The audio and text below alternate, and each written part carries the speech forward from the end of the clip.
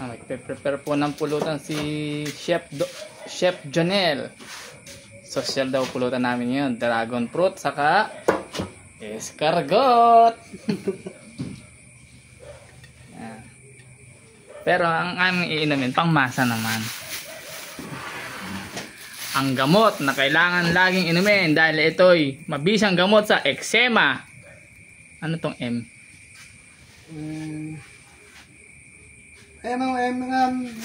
Sakit. Hindi ko kaya rin. Eczema, Meningitis. meningitis. Ano yung P? Mabisang gamot sa eczema.